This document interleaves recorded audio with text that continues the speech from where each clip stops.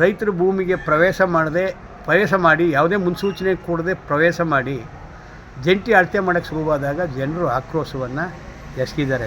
ಎಂತಹ ಪರಿಸ್ಥಿತಿ ಬಂದರೂ ಕೂಡ ಅಹಿಂಸಾತ್ಮಕವಾಗಿ ಹೋರಾಟ ಆಗಬೇಕು, ಅಹಿಂಸಾತ್ಮಕ ಮಾರ್ಗವಾಗಿ ಅದನ್ನು ತಡೆ ಒಡ್ಡಬೇಕು.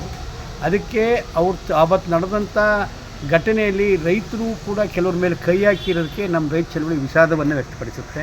ಸರ್ಕಾರ ಬರಲಿ, ಮುಖ್ಯಮಂತ್ರಿಯವರು ಯಾರನ್ನಾರ ಕಳಿಸ್ಲಿ ಅಥವಾ ಅವರೇ ಬರಲಿ, ಅಲ್ಲಿ ಇಂಥ ಜನ ಒಪ್ಕೊಂಡಿದ್ದಾರೆ ಅಂತ ಹೇಳಿ ನಾವು ಯಾರು ಒಪ್ಪಿಲ್ಲ ಅವ್ರ ಎದುರುಗಡೆ ನಾವು ಪ್ರದರ್ಶನ ಮಾಡ್ತೀವಿ. ರೈತ ವಿರೋಧಿಯಾದಂಥ ಎಲ್ಲ ಪಕ್ಷಗಳಿಗೂ ಕಾಲಕ್ಕೆ ಚುನಾವಣೆ ಉತ್ತರ ಕೊಟ್ಟಿವಿ. ಭೂ ಸ್ವಾಧೀನ ವಿಚಾರದಲ್ಲಿ ಈ ಕಾಂಗ್ರೆಸ್ ಆಗಲಿ ಬಿ ಜೆ ಪಿ ಆಗಲಿ ದಳ ಒಂದೇ ನೀತಿಯವು, ಕಾರ್ಪೊರೇಟ್ ನೀತಿಗಳು ಮಾಡ್ತೇವೆ. ಅದರಿಂದ ಈ ಭೂಮಿ ವಿಚಾರದಲ್ಲಿ ಮತ್ತೆ ಇವ್ರು ಕಾಂಗ್ರೆಸ್ನವ್ರು ಕೈ ಹಾಕಿದಾರಲ್ಲ, ಅದು ರೈತ ವಿರೋಧಿಯಾದ ನೀತಿ. ಆ ಜನರ ಆಶೀರ್ವಾದ ಮಾಡಿದ್ರೆ ಅದಕ್ಕೆ ವಿರುದ್ಧವಾಗಿದೆ. ಅದರಿಂದ ಇದು ವಿರುದ್ಧನೂ ದೊಡ್ಡ ಹೋರಾಟವನ್ನು ನಾವು ಮಾಡ್ತಿದ್ದೀವಿ. ಸರ್, ಈಗ ಬಿಡದಿ ಟೌನ್ಶಿಪ್ ವಿಚಾರಕ್ಕೆ ಸಂಬಂಧಪಟ್ಟಂಗೆ ಈಗಾಗಲೇ ಮೊನ್ನೆ ರೈತರ ಮೇಲೆ FIR ಆಗಿದೆ ಮತ್ತು ಅವ್ರ ಮೇಲೆ ಅಲ್ಲೇನೂ ಆಗಿದೆ ಅನ್ನೋದು ರೈತರ ಆರೋಪ. ಏನು ಹೇಳ್ತೀರಿ ಸರ್? ನೋಡಿ, ಮೊನ್ನೆ ನಡೆದಂಥ ಆ ಘಟನೆಗೆ ಸರ್ಕಾರವೇ ನೇರ ಹೊಣೆ. ಕಾರಣ ಅಷ್ಟೇ, ಕಳೆದ 500 ದಿನಗಳಿಂದ ನಾವು ಭೂಮಿನ ಕೊಡಲ್ಲ, ಟೌನ್ಶಿಪ್ ಕೊಡಲ್ಲ ಅಂಥೇಳಿ ಅಹೋರಾತ್ರಿ ಧರಣಿಯನ್ನು ಅಲ್ಲಿ ಬಿಡದಿಯ ಬೈರಾಪಟ್ಟಣ ನಡೆಸ್ತಾ ಇದ್ದಾರೆ. ಇತ್ತೀಚೆಗೆ ಸಂತೋಷ್ ಹೆಗಡೆಯವರು ಕೂಡ ಭೇಟಿ ಕೊಟ್ಟಿದ್ದಾರೆ. ಬೀದರ್ನಿಂದ ಬಂದು ಹೋರಾಟಗಾರರು ಎಲ್ಲ ಜಿಲ್ಲೆಯವರು ಬಂದು ಅಲ್ಲಿಗೆ ಹೋರಾಟಕ್ಕೆ ಸಪೋರ್ಟ್ ಮಾಡ್ತಾಯಿದ್ದಾರೆ. ಮಾಧ್ಯಮಗಳು ಜನರ ಒಂದು ವಿಷಯವನ್ನು ಬೆಳಕು ಚೆಲ್ತಾ ಇದ್ದಾವೆ. ಸರ್ಕಾರಿ ಅಧಿಕಾರಿಗಳು ಮಾತುಕತೆ ಮಾಡಿಸ್ತೀವಿ ಮುಖ್ಯಮಂತ್ರಿ ನೇತೃತ್ವದಲ್ಲಿ ಅಂತ ಒಪ್ಕೋದವರು, ಭರವಸೆ ಕೊಟ್ಟವರು, ಆ ಭರವಸೆಗೆ ವಿರುದ್ಧವಾಗಿ ಏಕಾಏಕಿ ರೈತರು ಭೂಮಿಗೆ ಪ್ರವೇಶ ಮಾಡಿ ಯಾವುದೇ ಮುನ್ಸೂಚನೆ ಕೊಡದೆ ಪ್ರವೇಶ ಮಾಡಿ ಜಂಟಿ ಅಳತೆ ಮಾಡೋಕ್ಕೆ ಶುರುವಾದಾಗ ಜನರು ಆಕ್ರೋಶವನ್ನು ಎಸಗಿದ್ದಾರೆ. ಜನ ಆಕ್ರೋಶಕ್ಕೆ ನಮ್ಮ ಭೂಮಿ ಕಳ್ಕೊಳ್ತೀವಿ ಅನ್ನೋ ಒಂದು ಪ್ರಾಮಾಣಿಕವಾದ ಮಾನದಂಡ, ಒಂದು ಸ್ಪಂದನೆ. ಆದರೆ ಆ ಟೈಮಲ್ಲಿ ಪೊಲೀಸ್ ರಕ್ಷಣೆಯಲ್ಲಿ ಮಾಡೋಕ್ಕೆ ಹೋದಾಗ ಜನರಿಗೆ ಸಿಟ್ಟೇ ಬರ್ತದೆ. ಸರ್ಕಾರದ ಈ ನೀತಿಯನ್ನು ಮೊದಲನಾಗಿ ನಾವು ಖಂಡಿಸ್ತೀವಿ. ಎರಡನೇದು, ನಮ್ಮ ಚಳವಳಿಗಾರರು ಯಾವುದೇ ಕಾರಣಕ್ಕೂ ಸಮಯವನ್ನು ಮೀರಬಾರ್ದು. ಎಂತಹ ಪರಿಸ್ಥಿತಿ ಬಂದರೂ ಕೂಡ ಅಹಿಂಸಾತ್ಮಕವಾಗಿ ಹೋರಾಟ ಆಗಬೇಕು, ಅಹಿಂಸಾತ್ಮಕ ಮಾರ್ಗವಾಗಿ ಅದನ್ನು ತಡೆ ಒಡ್ಡಬೇಕು. ಅದಕ್ಕೆ ಆವತ್ತು ನಡೆದಂಥ ಘಟನೆಯಲ್ಲಿ ರೈತರು ಕೂಡ ಕೆಲವ್ರ ಮೇಲೆ ಕೈ ಹಾಕಿರೋದಕ್ಕೆ ನಮ್ಮ ರೈತ ಚಳವಳಿ ವಿಷಾದವನ್ನು ವ್ಯಕ್ತಪಡಿಸುತ್ತೆ. ಅಂಥ ವಿಚಾರ ಮರುಕಳಿಸಬಾರ್ದು ಅನ್ನೋದು ಎಚ್ಚರಿಕೆಯನ್ನು ನೋಡ್ಕೊಳ್ಳೋಕ್ಕೆ ನಾವು ಅವರು ತಿಳುವಳಿಕೆಯನ್ನು ಕೊಟ್ಟಿದ್ದೀವಿ. ಎರಡನೇದು, ಯಾವುದೇ ಕಾರಣಕ್ಕೂ ಇದು ಬಿಡಲ್ಲ ಅಂತೇಳಿ ಮುಖ್ಯಮಂತ್ರಿಗಳು ಅಟೆಕ್ ಬಿದ್ದುಬಿಟ್ಟಿದ್ದಾರೆ. ಮುಖ್ಯಮಂತ್ರಿಗಳು ಅಟೆಕ್ ಬೀಳೋಕ್ಕೇನು ಇವರು ಅದು ಖಾಸಗಿ ಸೊತ್ತಲ್ಲ, ಅದೊಂದು ರೈತರಿಗೆ ಸೇರಿದಂಥ ಸೊತ್ತು. ಅದಕ್ಕೆ ರೀತಿ ರಿವಾಜುಗಳಿವೆ, ಕಾನೂನಿನ ಪ್ರಕ್ರಿಯೆಗಳಿದ್ದಾವೆ. 80% ಜನ ಕೊಡಲ್ಲ ಅಂತ ಹೇಳಿದ್ದಾರೆ.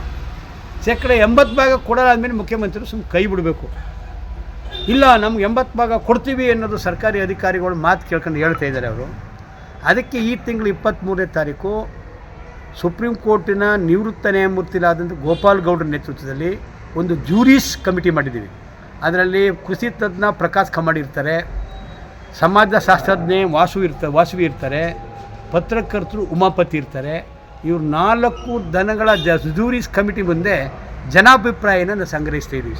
ನಿಲುವು ಅಂಕಿಅಂಶಗಳು ಗೊತ್ತಾಗ್ತವೆ ನಮಗೆ. ಅವತ್ತೊಂದು ತಾರ್ಕಿಕವಾಗಿ ಅಂತ್ಯ ಆಡ್ತೀವಿ. ಅಲ್ಲಿ ಎಷ್ಟು ಜನ ಕೊಡ್ತಾರೆ, ಎಷ್ಟು ಜನ ಕೊಡಲ್ಲ ಅಂತ. ನಾವು ಕಲೆಕ್ಟ್ ಮಾಡಿರೋ ಮಾಹಿತಿ ಪ್ರಕಾರ 80% ಜನ ಕೊಡಲ್ಲ ಅಂತ ನಿರ್ಧಾರ ಇದೆ. ಅಲ್ಲಾದಂಥ ತೀರ್ಮಾನ ಎತ್ಕೊಂಡು ಸ್ವತಂತ್ರ ಉದ್ಯಾನಕ್ಕೆ ಹೋಗ್ತೀವಿ ನಾವು ಅಧಿವೇಶನ ಟೈಮಲ್ಲಿ. ಸರ್ಕಾರ ಬರಲಿ, ಮುಖ್ಯಮಂತ್ರಿಯವರು ಯಾರನ್ನಾರ ಕಳಿಸ್ಲಿ ಅಥವಾ ಅವರೇ ಬರಲಿ, ಅಲ್ಲಿ ಇಂಥ ಜನ ಒಪ್ಕೊಂಡಿದ್ದಾರೆ ಅಂತ ಹೇಳಿ ನಾವು ಯಾರು ಒಪ್ಪಿಲ್ಲ ಅವ್ರ ಎದುರುಗಡೆ ನಾವು ಪ್ರದರ್ಶನ ಮಾಡ್ತೀವಿ. ಅಲ್ಲಿ ಒಂದು ನಿರ್ಧಾರ ಆಗಬೇಕು. ಅಲ್ಲ, ಈಗ ಅವತ್ತು ಅಂತಿಮವಾದಂಥ ಎಚ್ಚರಿಕೆಯನ್ನು ನಾವು ಸರ್ಕಾರಕ್ಕೆ ಕೊಡ್ತೀವಿ. ಅಲ್ಲ, ರೈತ ಪರ ಅಂತ ಕಾಂಗ್ರೆಸ್ ಹೇಳ್ತು, ಮತ್ತು ಈ ಕಾಂಗ್ರೆಸ್ ಅಧಿಕಾರಕ್ಕೆ ಬರೋಕ್ಕೆ ರೈತ ಸಂಘಟನೆಯವರ ಪಾಲು ಅದರಲ್ಲಿ ಭಾಳಷ್ಟಿದೆ. ಆದರೂ ರೈತರ ಮೇಲೆ ಈ ಥರ ದಬ್ಬಾಳಿಕೆ ಆದರೆ ಎಷ್ಟು ಮಟ್ಟಿಗೆ ಸರಿ? ಯಾರನ್ನ ನಂಬಬೇಕು ನೀವು? ಯಾರ ಜೊತೆ ಹೋಗಿರಬೇಕು? ರೈತ ವಿರೋಧಿಯಾದಂಥ ಎಲ್ಲ ಪಕ್ಷಗಳಿಗೂ ಕಾಲಕ್ಕೆ ಚುನಾವಣೆ ಉತ್ತರ ಕೊಟ್ಟಿವಿ. 85 ಇಸ್ವಿಯಲ್ಲಿ ಕಾಂಗ್ರೆಸ್ನ ಅಧಿಕಾರ ಕಿತ್ತೊಡೆದು ಕೂಡ ರೈತ ಚಳವಳಿ. 2023ರಲ್ಲಿ ಕಾಂಗ್ರೆಸ್ ಅಧಿಕಾರಕ್ಕೆ ಬೇಕಾದರೆ ರೈತ ಚಳವಳಿ ಸೇರಿದಂಗೆ ದಲಿತ ಚಳವಳಿ, ಕಾರ್ಮಿಕ ಚಳವಳಿ, ಎಲ್ಲ ಪ್ರಗತಿಪರ ಚಳವಳಿಗಳ ಬೆಂಬಲ ಅದಕ್ಕೆ ಬರ್ತಿದೆ. ಕೋಮುವಾದಿಯನ್ನು ಅಧಿಕಾರದಿಂದ ದೂರ ಇಡಬೇಕು ಅಂತೇಳಿ ಇದು ಚಳವಳಿಗಳ ಒಪ್ಕೊಂಡಿದ್ದಾರೆ. ಚಳವಳಿಗಳ ಕಾಣಿಕೆ ಇದೆ, ಚಳವಳಿಗಳ ಶ್ರಮ ಇದೆ. ಇವರು ಅಧಿಕಾರಕ್ಕೆ ಬರಬೇಕಾದ್ರೆ ಆಗ ಅವ್ರು ಕೊಟ್ಟಿದ್ರು ಪ್ರಣಾಳಿಕೆಯಲ್ಲಿ BJP ಮಾಡಿರುವಂಥ ಎಲ್ಲ ಕೃಷಿ ವಿರೋಧಿಗಳ ನೀತಿಗಳು ವಾಪಸ್ ತಗೋತೀವಿ ಅಂತ. ಇದುವರೆಗೂ ತಗೊಂಡಿಲ್ಲ. ಭೂ ಸುಧಾರಣಾ ಕಾಯ್ದೆ ತಿದ್ದುಪಡಿ ತಗೊಂಡಿಲ್ಲ. ಜಾನುವಾರು ಹತ್ಯೆ ನಿಷೇಧ ಮತ್ತು ಸಂರಕ್ಷಣಾ ಕಾಯ್ದೆ ವಾಪಸ್ ತಗೊಂಡಿಲ್ಲ. APMC ಕಾಯ್ದೆನೇ ಗಟ್ಟಿ ಮಾಡಿಲ್ಲ. ಕೃಷಿ ಬೆಲೆ ಆಯೋಗನ ಸ್ವಾಯತ್ತತೆ ಮಾಡ್ತೀವಿ ಅಂತ ಮಾಡಿಲ್ಲ. ಭೂ ಸ್ವಾಧೀನ ವಿಚಾರದಲ್ಲಿ ಈ ಕಾಂಗ್ರೆಸ್ ಆಗಲಿ BJP ಆಗಲಿ ದಳ ಒಂದೇ ನೀತಿಯವು, ಕಾರ್ಪೊರೇಟ್ ನೀತಿಗಳು ಮಾಡ್ತೇವೆ.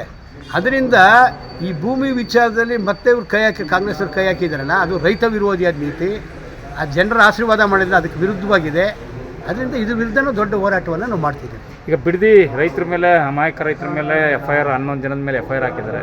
ಈಗ ಅದ್ರ ಬಗ್ಗೆ ಸರ್ಕಾರಕ್ಕೆ ಏನು ಒತ್ತಾಯ ಮಾಡ್ತೀರಿ? ನೋಡಿ, ಜನ ಚಳುವಳಿಯಲ್ಲಿ ಅಹಿತಕರ ಘಟನೆ ನಡೀತದೆ. ಅವ್ರು ಯಾರು ಕ್ರಿಮಿನಲ್ಗಳಲ್ಲ, ಅವರೇನು ಸಂಚು ಮಾಡಿಸ್ಕೊ ಬಂದಿಲ್ಲ. ಅವ್ರು ಭೂಮಿ ಇಳಿಸ್ಕೋಬೇಕು ಅಂತ ಹೋರಾಟ ಮಾಡ್ತಾರೆ.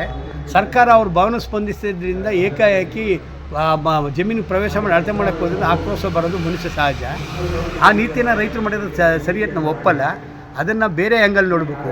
ಆ ಕೇಸ್ಗಳನ್ನ ವಾಪಸ್ ತಗೋಬೇಕು ಅಂತ. ನೋಡಿ, ಇದು ಒಂಥರ ರಾಜಕೀಯ ಸಂಘರ್ಷವಾಗಿ ಬಿಂಬಿಸ್ತಾ ಇದೆ. ನೀನಾ Kumaraswamy versus D K Shivakumar versus Kumaraswamy. ಇವರಿಬ್ಬರು ಸಂಘರ್ಷವಾಗಿ ನಿಂತ್ಕೊಂಡ್ರೆ ರೈತ ನ್ಯಾಯ ಸಿಕ್ಕಲ್ಲ. ಅದಕ್ಕೆ ನಾವು ಚಳವಳಿಗಾರ ನಿರ್ಧಾರ ಮಾಡಿದ್ದೀವಿ, ಸಂಯುಕ್ತ ಹೋರಾಟ. ಇದು ರೈತರು ಹೋರಾಟ ರೂಪುಕೊಳ್ಬೇಕು, ರಾಜಕೀಯದಿಂದ ದೂರ ಆಗಬೇಕು ಅಂತ.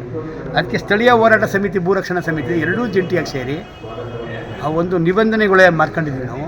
ಯಾವುದೇ ಕಾರಣಕ್ಕೂ ರಾಜಕೀಯ ವ್ಯಕ್ತಿಗಳು ಬಂದರೆ ಸಪೋರ್ಟ್ ಮಾಡಲಿ, ಸ್ಥಳಕ್ಕೆ ಬಂದು ಯಾರು ಬೇಕಾದ್ರೂ ಕೊಡ್ಬೋದು, ಸ್ವತಂತ್ರರು. ಆದರೆ ಅವ್ರ ನೇತೃತ್ವದಲ್ಲಿ ಅವ್ರ ನಿರ್ದೇಶನ ಹೋಗಬಾರ್ದು. ಈ ಚಳುವಳಿಗಳು, ಜಂಟಿ ಚಳುವಳಿಗಳು ಏನು ನಿರ್ಧಾರ ಮಾಡ್ತೀವಿ ಅದರಂತೆ ಚಳುವಳಿ ಕಟ್ಟಬೇಕು ಅಂದ್ವಿ.